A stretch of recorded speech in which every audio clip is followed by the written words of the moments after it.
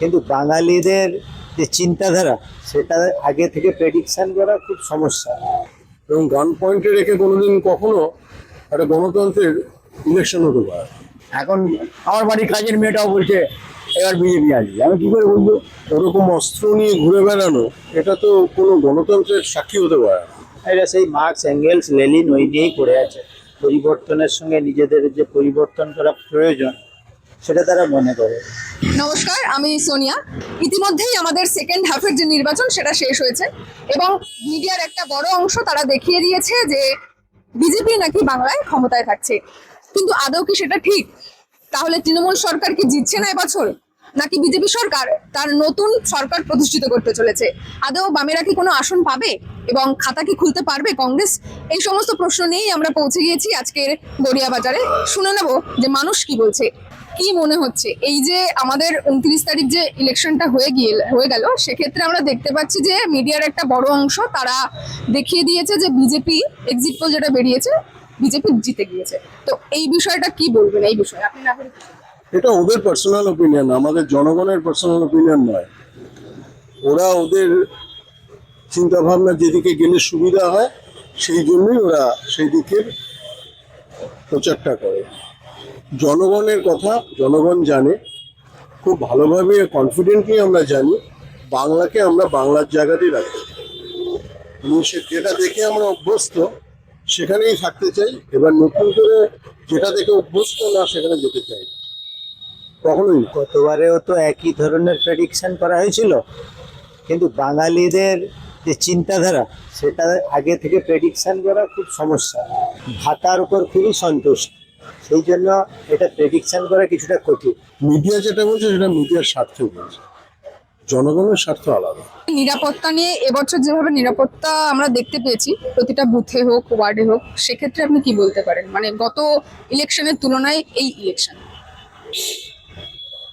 এটা তো মানে বলা যেতে পারে একটা হতে পারে ইচ্ছাকৃতভাবে একটা ভয়ের বাতাবরণ তৈরি করে দেওয়া জনগণের মধ্যে। 71-72-তে একবার দেখেছিলাম রাজনৈতিক কারণে না, ন্যাশনালাইটদের জন্য মিলিটারি নেমেছিল, আর এখন যেটা দেখলাম জনগণের জন্য নামবে, এটা আমি কোনোদিনই মানে দেখিনি। আর সবচেয়ে বড় জিনিস, ওরকম অস্ত্র নিয়ে ঘুরে বেড়ানো এটা তো কোনো গণতন্ত্রের সাক্ষী হতে পারে না। এবং গান পয়েন্টে রেখে কোনোদিন কখনো একটা গণতন্ত্রের ইলেকশন হতে পারে না। এটা অসম্ভব ব্যাপার। সবচেয়ে বড় জিনিস সেটা অন্য কোথায় হলে হয় কিনা জানি না, বাংলার যে মানসিকতা এবং কালচার এটা নো ডাউট অন্য রাজ্য থেকে অনেক আলাদা, অনেক সূক্ষ্ম, জীবনটাকে ওরা অনেক সূক্ষ্মভাবে দেয়। এটা আমার কাছে একদমই একটা চাপিয়ে দেওয়া অত্যাচার ছাড়া, মানসিক যন্ত্রণা ছাড়া আর কিছু লাগে না। খুব ভালো হয়েছে নিরাপত্তা, একটা লোকও মারা যায়নি, কোনো গুলি চলেনি, মানুষ নির্বিঘ্নে ভোট দিয়েছে, এর চেয়ে ভালো কি হবে? যে দেশে নাকি প্রতিদিন মানে একটা ভোট হলে পরে কয়েকজন মারা যায়, কয়েকশো মারা যায়, সেখানে কিচ্ছু হয়নি। অদ্ভুত নিরাপত্তা, খুব ভালো হয়েছে। এখন আমার বাড়ির কাজের মেয়েটাও বলছে এবার বিজেপি আসবে, আমি কি করে বলবো? সেটা এখন আর রেজাল্ট না বললে বলা যায় না, তো বলছি এটা আমারও ধারণা তাই পরিবর্তন হবে। আপনার আপনার এটা মনে হচ্ছে? আমারও মনে হচ্ছে পরিবর্তন হবে। কি হবে তো আমি জানি না, তবে পরিবর্তন হওয়াটা আমার মনে হয় খুব স্বাভাবিক। তৃণমূল দাবি করছে যে যদি বাংলায় সত্যি বিজেপি আসে তাহলে বাঙালির এই যে আমিষ খাদ্য, মানে এই মাছ, মাংস, ডিম, এটা নাকি বন্ধ করে দেবে, বাইরে একটা ধারণা তুলছে। এই বিষয়টাকে কিভাবে দেখছে? এইগুলো রাজনৈতিক প্রচার, এগুলো কি একদম মিথ্যে কথা, বাজে কথা। বিজেপি কোনোদিনও বলেনি মাছ খেতে পারবে না, এ বাজে কথা। দূর, এইসব রাজনৈতিক প্রচার করে যদি কিছু ভোট পাওয়া যায়, ছেলে খেলা হচ্ছে, এটা রাজনীতি নয়। এটা এমন একটা শ্রেণীতে চলে গেছে, রাজনীতিটা এমন একটা জায়গায় নিয়ে যাচ্ছে, আমি স্পেশালি আমি নাম করেই বলছি, এই সেন্ট্রাল গভর্নমেন্ট সেখানে বলা যেতে পারে ক্লাসলেস এরিয়া। সেখানে কি হতে পারে না হতে পারে নো ওয়ান ক্যান প্রেডিক্ট। সেই জন্য মমতা বন্দ্যোপাধ্যায় বুঝতে পেরেছিলেন যে কোনখান থেকে যে অ্যাটাকটা আসবে বা অন্তর্ঘাতটা আসবে, তার চেয়ে বেটার বিভিন্ন জায়গায় সক্রিয়ভাবে যাওয়াটা হয়। খুব ভালো কাজ করবে। দেখেছি যে বামেরা, ঠিক আছে, 34 বছর শাসনের পর এখন যেভাবে চলছে তারা এক প্রকার দুর্নীতিমুক্ত, যেটা তারা দাবি করছে।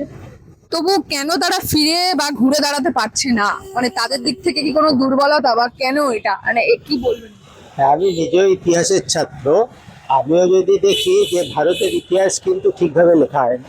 প্রথম যিনি ছিলেন আবুল কালাম আজাদ শিক্ষামন্ত্রী, যাকে করা হয়েছিল কংগ্রেস, সেই শিক্ষামন্ত্রীর আমল থেকে কিন্তু পুরো ভারতবর্ষের যে কারিকুলাম, সেটা কিন্তু পুরো হিন্দু বিরোধী এক প্রকার বলা যেতে পারে প্রতিটা ক্ষেত্রে। আমরা যদি দেখি, আমরা আবার বামপন্থীদের যদি দেখি যে কাশ্মীরের পণ্ডিতদের ক্ষেত্রে বামপন্থীদের ভূমিকা খুবই নেগেটিভ, খুব বাজে টাইপের। তারা কখনোই পণ্ডিতদের উপর অত্যাচারকে কখনো সমর্থন করেনি, উল্টো বরং পণ্ডিতদের চলে যাওয়া সেটাকেই ক্লারিফাই করে, যে বৃন্দাকারা যেরকম এখানে সভা টভা করে অনেক কিছু করেছে, কাশ্মীর ফাইলে তার কিছুটা কিছুটা আমরা জানতে পারি। সুতরাং বামপন্থীরা কিন্তু এক প্রকার দেশ বিরোধী কথা বলে এসছে প্রথম থেকে।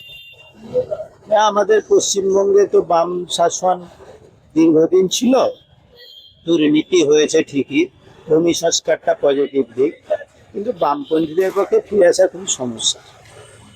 আন্তর্জাতিক ক্ষেত্রে চীন বা কয়েকটা রাষ্ট্র ছাড়া আর সব জায়গা থেকে ধীরে ধীরে বামপন্থা চলে যাচ্ছে। আরেকটা বামপন্থা না ফিরে আসার কারণ কি, এরা নিজে থেকে আপগ্রেড করছে না। এরা সেই মার্কস, এঙ্গেলস, লেনিন ওই নিয়েই করে আছে।